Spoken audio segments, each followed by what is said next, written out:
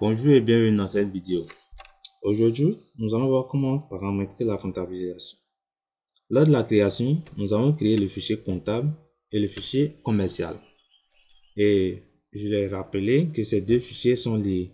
Ce qui veut dire que nos opérations de vente et d'achat que nous allons effectuer dans GESCOM seront automatiquement transférées vers le fichier commercial. Alors pour que cela soit possible, il faut bien paramétrer les règles de comptabilisation. Donc, ouvrez le fichier. Voilà, là il y a Acroshop, onglet fichier, paramètres société et comptabilisation.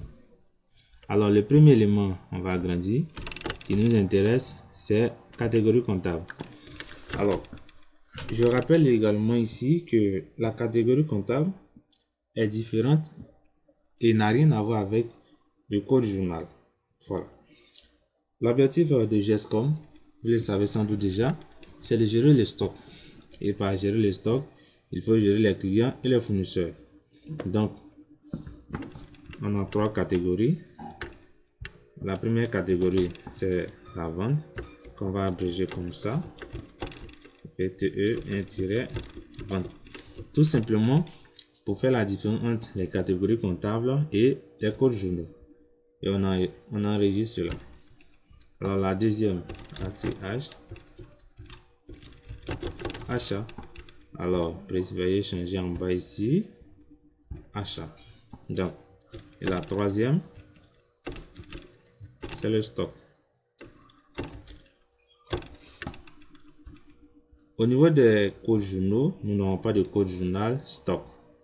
Alors, voilà pourquoi je précise que la catégorie est différente du code journal. Et on fait enregistrer.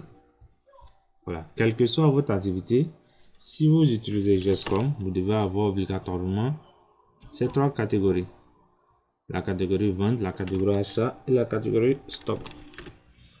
Par la suite, on destine ici au niveau des factures. Alors, code journal des ventes. Où est-ce qu'on doit comptabiliser les ventes? Bien sûr, dans le code journal des ventes. Et pour les achats, dans le code journal achat. Alors, numéro de pièces automatique, numéro de pièces d'écriture automatique. Si vous voulez, on va mettre un numéro de facture. Voilà, ici, référence, pièce écriture, référence. Numéro de pièces automatique. Bon, pourquoi pas automatique, c'est bon. Et c'est tout ce qui nous intéresse là. Donc, on progresse au niveau des règlements. Alors, journal règlement client à la banque et les fournisseurs, nous allons les régler. Donc, les clients à la caisse et les fournisseurs à la banque. Voilà. Donc, là, gestion des écarts de règlement.